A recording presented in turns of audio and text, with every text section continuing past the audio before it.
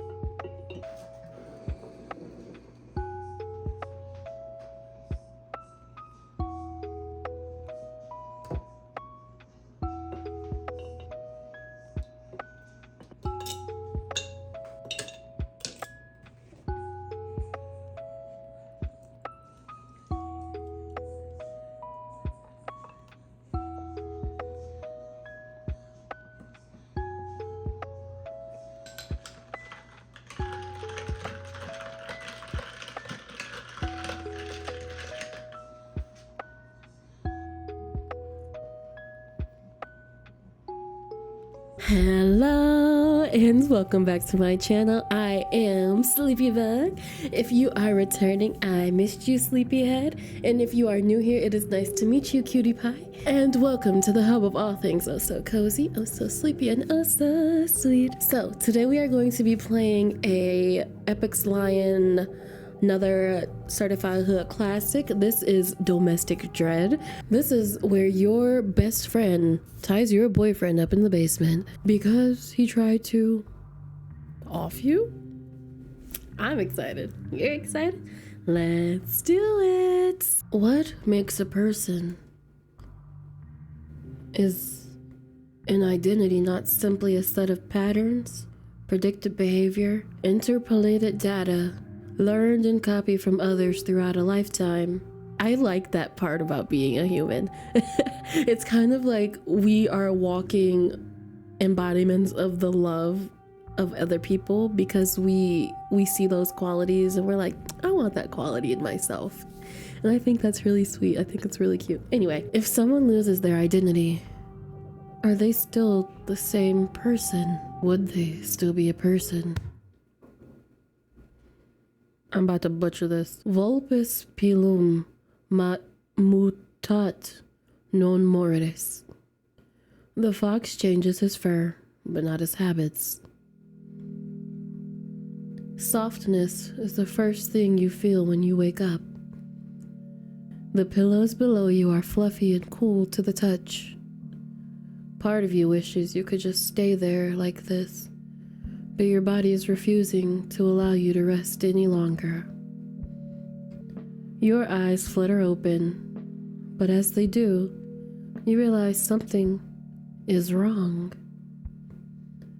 You've woken up in an unfamiliar room to a bed that's not even yours. How did you get here? As you try to sit up on the bed, you feel a dull throb from your temples. Your hand reaches up to feel your head, feeling a light stinging, radiating from underneath layers of bandages. Bandages? What happened last night? You try to get a better look at your surroundings. Even if you don't recognize the place, Surely, there was to be something to give you a clue on where you are. First of all, you notice that the room doesn't seem to have any semblance of personal touch. It's cozy, almost picturesque, but not sterile enough to be a hotel room.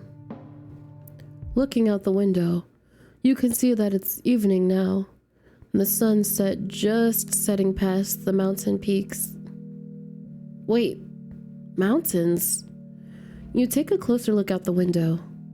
Your suspicions are all but confirmed when you are greeted with nothing but fluffy white mountains, with the occasional pine tree dotting across the landscape. Somehow, you've ended up in someone's cabin in the woods, right on top of a mountain. Were you trying to get yourself killed? Before you could think about this any further, you hear someone approaching you. Who could this be? Hey, you finally awake? The stranger walks up to you, setting a glass of water at the side table before settling down in front of you. You had me worried there. I thought you were never going to wake up. How are you feeling right now? Who are you? Can I really ask someone that? To be fair, he's the one approaching me, so it wouldn't hurt to ask. Who are you? Why did it do that? Why did the music do that? The stranger's face twists with concern. I could already guess that I was supposed to know this guy. That bad, huh? Looks like it's worse than I thought. You really don't remember me, do you? My name is Marcelo. I'm your best friend. I guess it isn't a stretch to think you've forgotten everything else. Well, what matters is that you're awake and you're safe. Still, I should check that all the important bits are still intact. Do you still remember who you are? My name is Sleepy. I'm so sleepy. 5 E's. Did I do that right? Wait. 1, 2, 3, 4, 5. Yeah, this is what happens when you don't count. Please select your pronouns. She, her. So, my name is Sleepy, and my pronouns are she, her. Am I sure that's correct? I don't know, I have amnesia. My name is Sleepy. I'm 25 years old. I'm 27. Y'all, I don't get to make that joke in a few weeks. I'm so sad. Good. It's good to see you still remember something. Looking around the room, you notice the sheets underneath you are stained with blood, presumably from where your head has been while you were unconscious. Okay, then? What happened to me? Marcelo's expression turned sour. You can't be totally sure, but you swear you can feel something dark hiding behind his steely gaze. He doesn't say anything for a while. You're just about to open your mouth to ask him something else when you get his reply. That idiot boyfriend of yours nearly got you killed. His tone is calm, but the slow articulation barely hides the way his voice shakes. It's clear that he's angry about what happened to me, then he lets on. Wait, boyfriend? Marcelo rolls his eyes and lets out a sigh. You get the feeling it's not about you, though. Yeah, your boyfriend. Braden Corrigan? Yeah? Your boyfriend, Braden Corrigan. Some schmuck you got together with back in college. I still don't know what you see in him. Maybe it's... Oh, what did you say? What did you say? Maybe it's because he's studied business. A real piece of work, that guy. The amount of times you said he was late, or made plans with you, or said something dumb that made you upset. I swear, half of our friendship lately has been you ranting to me about that deadbeat. You don't remember any of this. You suddenly feel the need to apologize. Before you can say anything, though, Marcelo continues. That's okay though. He won't be able to hurt you anymore. Marcelo, what you mean, babe? Marcelo gets up and heads for the door, looking back at you before exiting as if inviting you to follow him. You follow him out into the living room. It takes you a while to safely tread down the stairs as you still feel a little woozy. By the time you reach the bottom, Marcelo is standing near the dining table, expectantly waiting for you. So, where is... Before you can finish your sentence, Marcelo steps aside, revealing what was behind him. No, my snarky boyfriend! No! If you tried hard enough, you might have recognized the man in front of you. If not for the myriad of violently discolored contusions on his face and body. The gore before you paints a vivid picture of a person being cruelly and relentlessly beaten to near dead. Oh God. His painful wounds don't look fresh, and you estimate that he's been unconscious for several hours at this point. Marcelo, what happened to him? Did you do this? Like I said, he won't hurt you anymore. And we are going to make sure it won't happen again. Marcelo, you not about to make me an accomplice. I ain't about to be an accomplice because you want to be stubborn. You're almost afraid to ask what he means, but you don't have to. Marcelo, I didn't want to do this. A moment later, Marcelo pulls out a knife. It's jagged, but perfectly sharp, and you have a feeling that a well-placed stab in the chest with it would be irreparably fatal. Marcelo, what? You're getting rid of this problem. Permanently. Permanently? Are you insane? We can't just kill someone for no reason. Marcelo's face darkens. You have a terrible feeling that you've said something wrong. No reason. No reason? Not only has he been a major thorn in your eyes for as long as you've known him, he damn near killed you. That bastard came up to me last night, howling about how he thought you were dead. What did you think I had to do for you? You're shivering. All this while, you've seen Marcelo's teeth at the very mention of Brayden. However, hearing from him firsthand about how Brayden nearly killed you, it's no wonder he's angry. Your boyfriend tried to kill you, so your best friend had to step in? It's a classic thriller trope. However, something nags at the back of your mind. A feeling of wrongness settles into your gut. The picture is incomplete. Surely there's more to this story. Before you could ponder this any longer, Marcelo interrupts your thoughts again. Listen, I gotta deal with something real quick. You just woke up, and I know you got a lot to process, so why don't you sit down for a bit? I'll give you some time to compose yourself.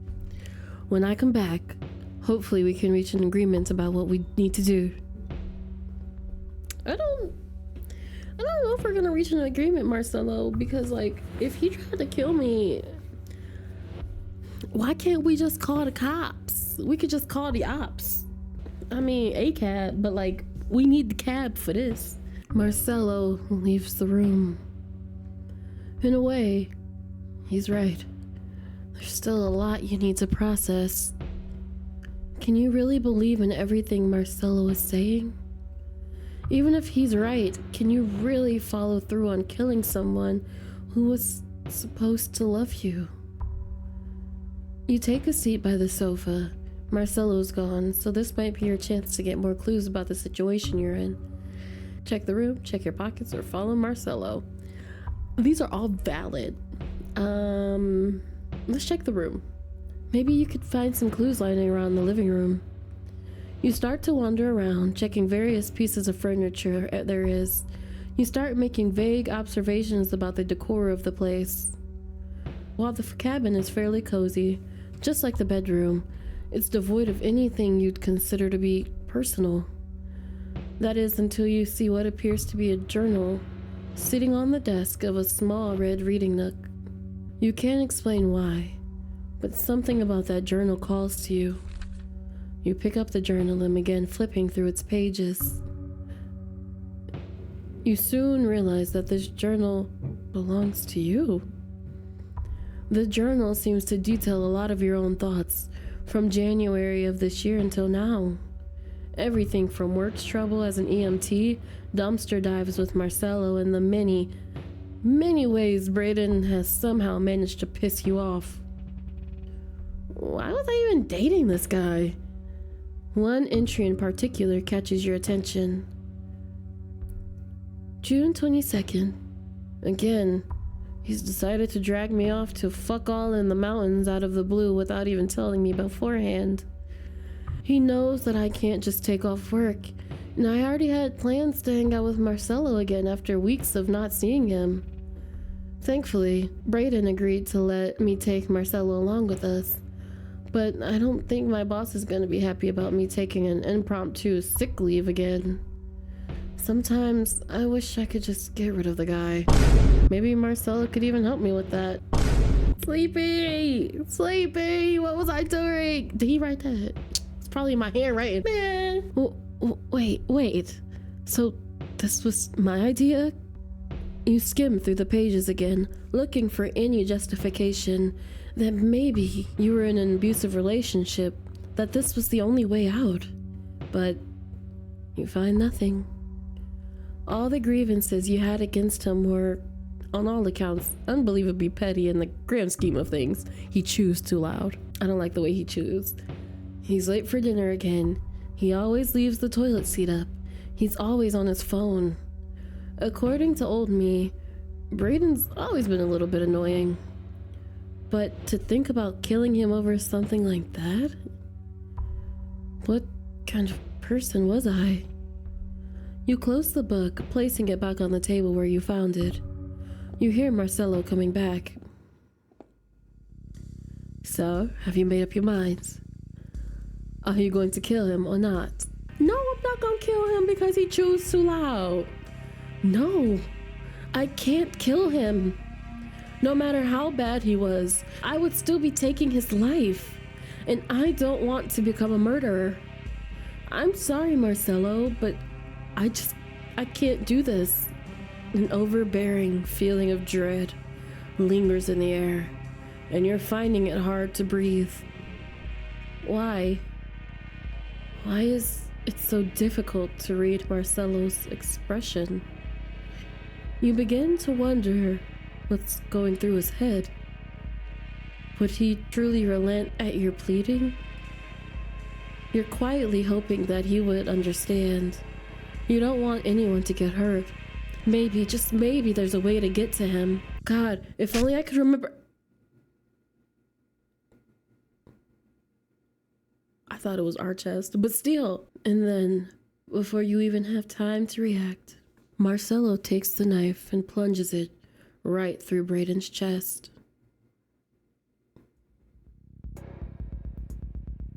A moment for this art. The atmosphere is there. The atmosphere is there. The atmosphere is there. The atmosphere is there. His anguish cries echo through the room, but nothing can compare to the silence that soon follows. This is good. You quiver at the sight of blood beginning to seep through Brayden's clothes, staining the knife left embedded in him and coating Marcelo's form. Marcelo was the first to break the silence. I told you we were going to take care of things. I wanted you to be a part of this. I wanted you to make your own choices, to put yourself first for once. You always choose to let people push you around. Your choices always lead to you getting hurt in the end. Who do you think was left to pick up the pieces every single time?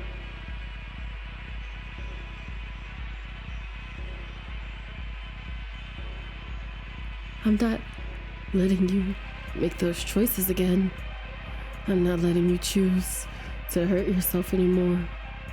All of this could have been avoided if you just listen to me. I won't let you make those choices anymore. I'll make the choices you can't make, and I'll do it all over again.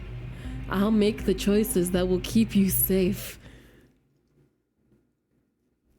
I'll make sure you'll never get hurt again. Ending 2 of 3. Marcelo chooses for you. Okay, that was intense. I loved it. All right, so last time we said, who are you? We kind of iffy with Marcelo. Rightfully so. Oh my God. So let's go ahead and let's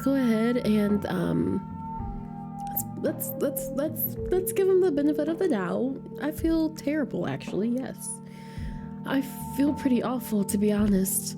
Everything aches and I'm still a little freaked out. That's to be expected.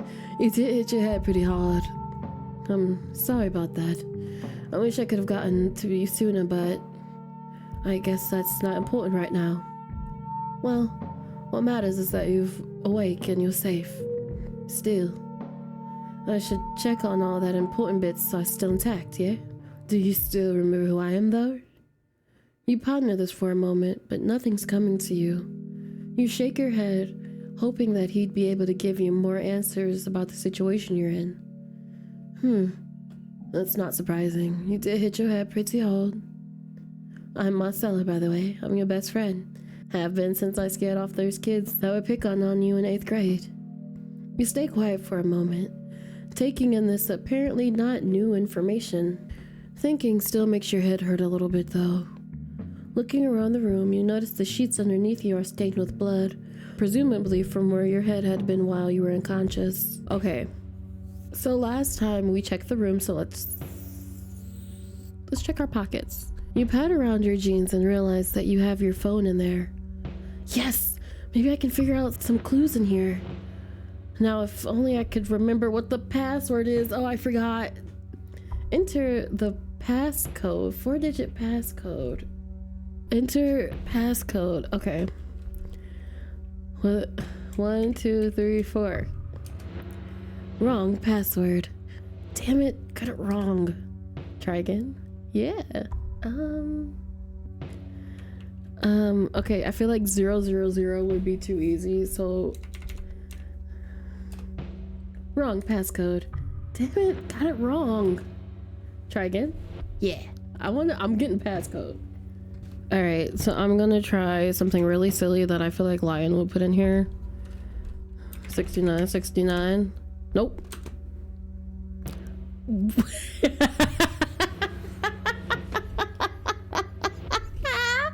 I'm glad that there was something for it. Why did I think that would work? And I'm locked out of my phone. Great. At least I was locked out of it for a good reason. Of course I wouldn't remember my own password.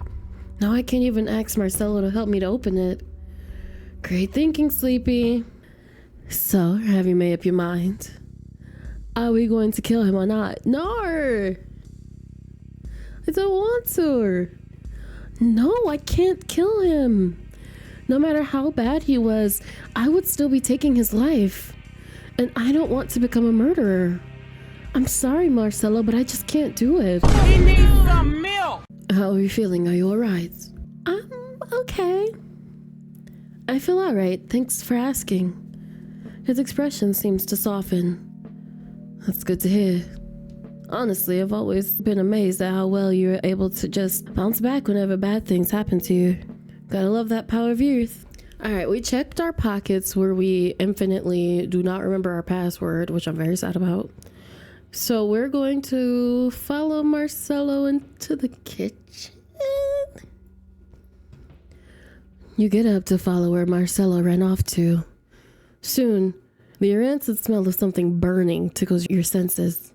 You reach the kitchen, where you see Marcello pulling a tray out of the oven. Oh, he's cute. No. I can't believe I forgot about these. They're all burnt to a crisp. God, Sleepy is gonna hate me for these. Marcello? Don't try to humanize him after I saw him murk this man. Not once, but twice. Oh, gosh darn it. Dang it, he's cute. I don't know why I see people wearing Hawaiian flower shirts and now my voice automatically goes to Leon from 14 Days with You. What are you doing? Nothing for you to worry about. I can clearly see a tray of cookies you're trying to hide behind you.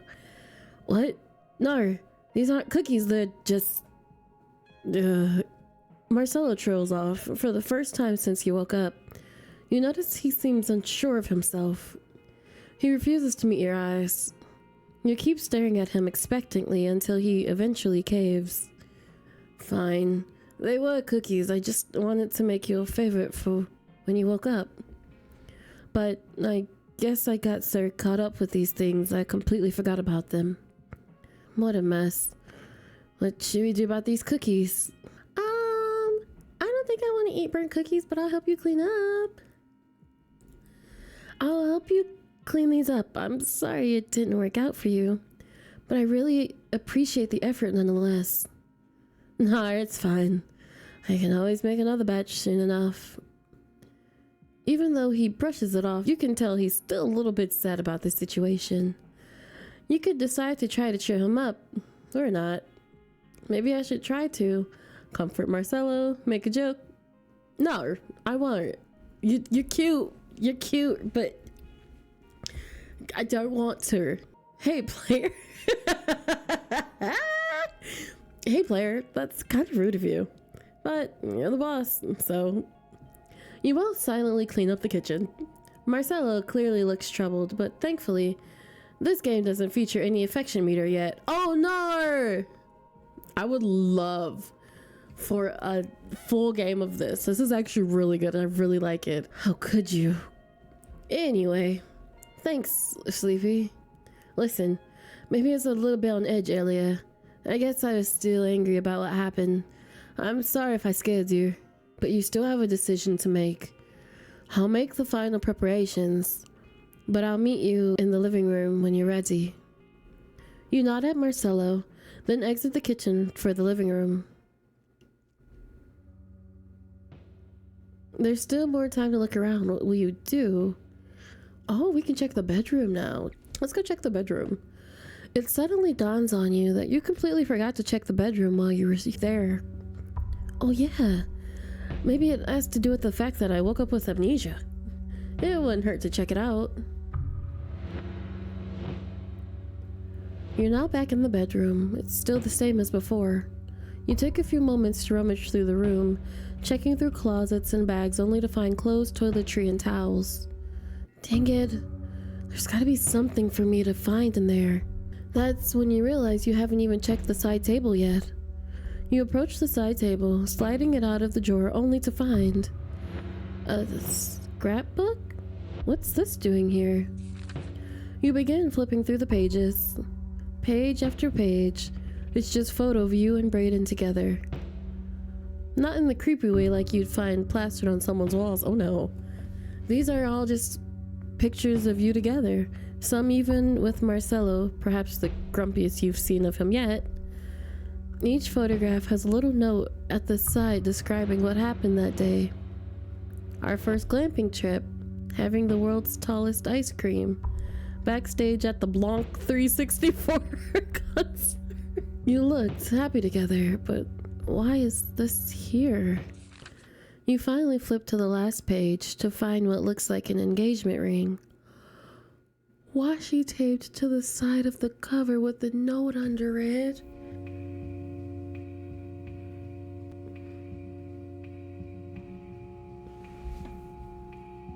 I hate this. My dear Sleepy, I might not be the greatest at words, but I'm still going to try. You've been the sunshine of my life ever since that day we met, and not a day goes by where I don't cherish the little joys you bring into my life. Seeing you happy is the greatest thing because of just how pure you are. You are just so full of life, and the way you care for others is absolutely divine. Brandon's note is not about to make me cry. I hope that I'll be able to cherish you every single day and love you in the way you absolutely deserve. In sickness and in health, from life till death. Love, Brayden. P.S. You're still the cutest EMT who's ever performed the Heimlich maneuver on me. That is so... Tears begin welling up in your eyes because, yeah, how could a man so sincere bring you any harm? The dull ache in your head is still making your thoughts foggy. Something is not right about this. There has to be something more to what happened last night. Where did you get these injuries from? How did everything get so wrong? Is Marcelo telling you the truth? Why can't you remember anything about your past life? I'd better go. Marcelo's probably waiting for me to make my decision. You put the scrapbook back into the side table and walk back to the living room. Sir, have you made up your mind? Are you going to kill him or not? Remember? Yeah, remember. You think back to the scrapbook you found on every single thing you've learned about your previous life up to this moment. Something's not adding up. Until you find out that truth, you're not going to let Marcelo hurt Brayden any longer. Marcelo, no. I'm not going to hurt Brayden, and I'm not going to let you hurt him either. What are you saying? He damn near killed you, and you're expecting me to just let that go. That is exactly what I'm saying, Marcelo. Marcelo stares at you for a moment. It's hard to read exactly what's on his mind. You then see him gripping onto the knife tighter, and he lifts the knife to stab Brayden. You quickly grab at Marcelo's hand, stopping him just short of stabbing Brayden. What are you doing? Marcelo, wait! There has got to be an explanation for this. Marcelo considers you for a moment.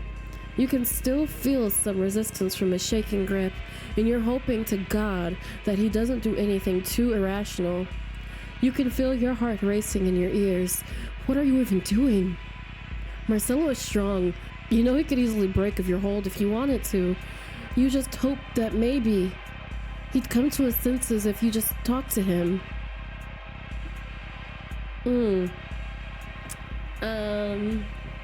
I'm sorry, Sleepy. But we can't let him get away with this. Ending 3 of 3. True feelings. Not to be continued. Arts are good. Oh my gosh. That was good. Ooh, that was good. That was juicy, scrumptious. I don't like him even more. I'm still confused about what happened, but we're going to eat them anyway. We're going to eat the cookies, so we're going to be nice to Marcelo in this route. Well, you already made them. Seems like a waste to just throw them away. You reach for a cookie and take a bite. Tastes like ash. It's not good. But you're determined, so you get the entire thing down and you reach for another cookie. Or save some for me. Is it really that good? You just beam at him, relieved at the fact that the cookies in your mouth gives you plausible deniability. Marcelo chuckles at this and pats you on the head. Alright, fine. I'll keep this batch for us, okay? You nod eagerly, while secretly concocting a way to make those cookies disappear later. Anyway, thanks, Sleepy. Listen, maybe I was a bit too on edge earlier. I guess I was still angry about what happened. I'm sorry if I scared you. But you still have a decision to make. I'll make the final preparations. Then I'll meet you in the living room when you're ready. You nod at Marcelo, then exit the kitchen for the living room. Alright. Sorry, Brayden. I'm very sorry. Though a lump forms in your throat, you still yourself and nod towards Marcelo. He hands you the knife, which you accept with a shaky grip. Come on, I just need to get this over with. You step towards Brayden's unconscious body, the knife weighing down in your hands. It's heavier than it looks. Breathe. You have to breathe. Taking one final breath, you quickly grab a hold of the chair Brayden is sitting in for support. Then you begin plunging the knife into his chest repeatedly. Though Brayden was silent just moments ago, the sensation of the knife was enough to wake him. He's screaming. Something animalistic takes a hold of you as you scream back with each grotesque movement of the knife. At some point, both your screams meld into one. You can no longer tell where one scream begins or the other ends. Blood begins to splatter all over the floor and onto your body as you continue to stab Brayden, who has done nothing wrong. It takes a moment before you stop, the adrenaline now replaced with a gaping void in your being.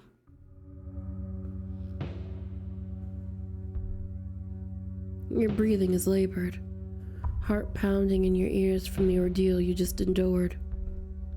You did it. You have just killed a man. Sleepy, you've just taken a life, snuffed it out and crushed it beneath your boot. Sleepy, you can hardly think.